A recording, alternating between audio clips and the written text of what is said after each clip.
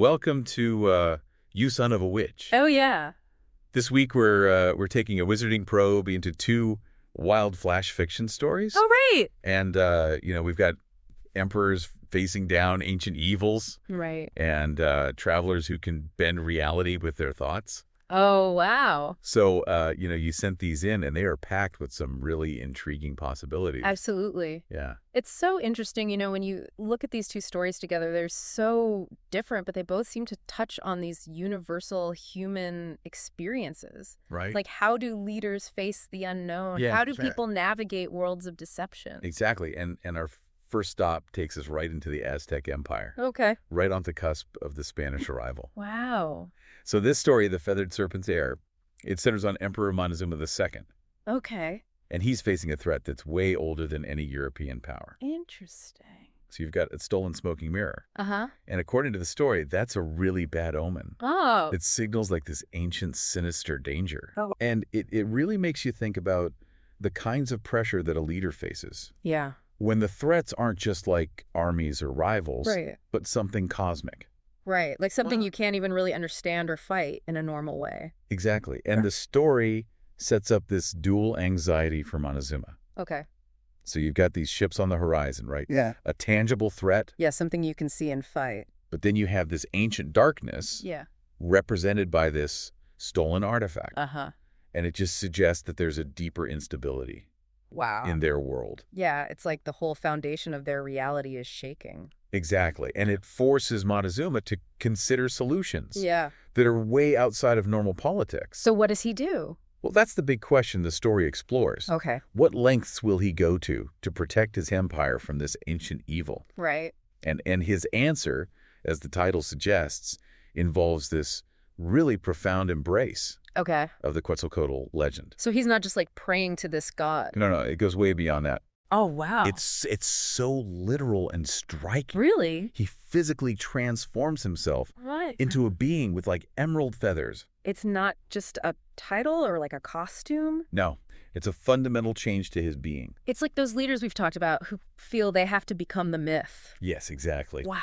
And you can just imagine Yeah. the story talks about him flying above the city, Right. seeing everything from this divine perspective. That must feel amazing. Oh, the power, the control. But the story doesn't let him off that easy. So there's a catch. Oh, yeah. There's a huge internal conflict Okay. because his human side Mm-hmm. clashes with the instincts of this creature of scales and feathers. Oh, I see. And it starts developing this thirst for offerings. Oh, that's creepy. It's unsettling. Yeah. And it raises this point about the cost of power. Right. Even well-intentioned actions can have consequences. Yeah, you can lose yourself in the process. Absolutely. It's like a dark twist on the hero's journey. Power corrupts, even when the goal is survival. It reminds me of that old saying, the road to hell is paved with good intentions. Exactly. And so we see Montezuma facing another problem, Okay. uniting the Aztec with their enemies. The Tlaxcalans. Yes, diplomacy has failed. So what does he do? Well, he goes for a really audacious Okay. and honestly terrifying strategy. Why an intrigue? Instead of trying to make peace, Yeah. he uses the fear. In his transformation. Yes, he becomes the myth made flesh. Wow. He orchestrates these displays of power. Like what?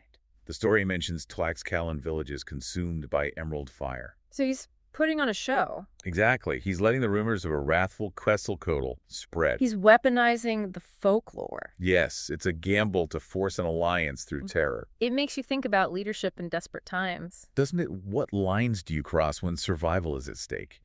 Yeah, it's a tough question. And it's affected in the short term. So it works. The Tlaxcalan leaders come to his palace, But but they're not allies. They're terrified. they chose the lesser of two evils. It's a dark kind of unity.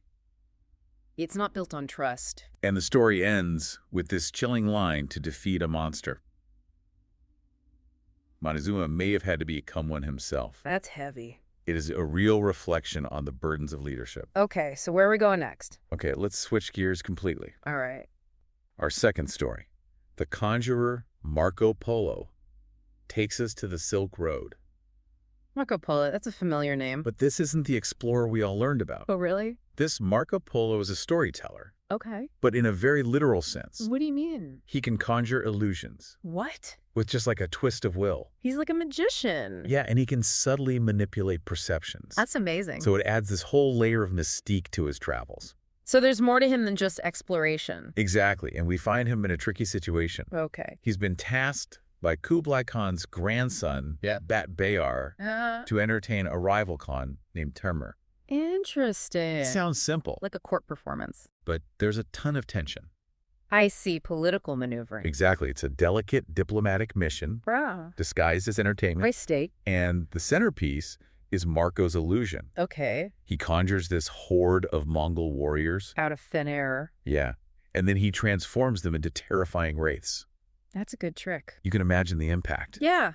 People must have freaked out. The story talks about how he weaves these illusions into the firelight. It's subtle. Very subtle. He's a master of perception. And then he uses the chaos strategically. He's not just putting on a show. So he has an ulterior motive. Yes, he's playing the political game. I knew it. There's this detail about him whispering something to Batbayar's lieutenant. So the illusion is a distraction. Exactly. And this all leads to a surprising outcome. Right. Instead of facing Timur's wrath, Yeah. he gets summoned by Kublai Khan himself. The Great Khan. Yes. And Kublai's reaction is fascinating. What does he do? He doesn't see Marco as a threat. He's not afraid of his magic.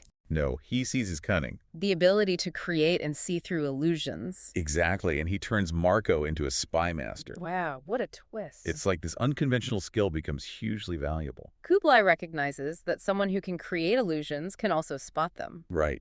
A crucial skill in that world. It makes you think about performance and deception in positions of power. It does. Marco, the master of illusion, becomes valued for his ability to see through them. It's like he's become the ultimate truth teller. But the story ends with this sense of lost freedom. There's a price for this kind of power. Yeah, bittersweet taste of freedom lost. Even success can come with trade-offs. So in these two, you son of a witch each, few tell-alls we've seen leaders facing extraordinary challenges. Yeah, they both had to make tough choices. Montezuma blurring the lines between ruler and myth. Embracing terrifying power to unite his people. What does that tell us about leadership when you're up against existential threats? It shows how leaders might respond to the irrational. Right. They meet the unknown with the supernatural. It's about the power of belief. And how far you'll go to harness it. Even if it costs you your humanity. And then we have Marco Polo. The master of illusion. Navigating a world of political intrigue with perception and storytelling.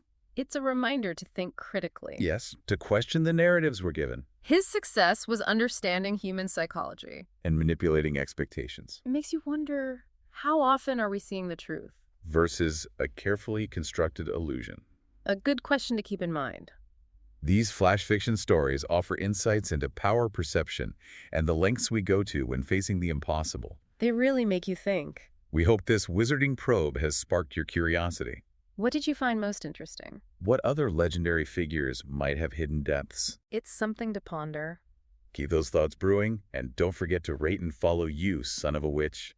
We'll see you next time. For more dives into the fantastic and strange. From the world of flash fiction. See you later.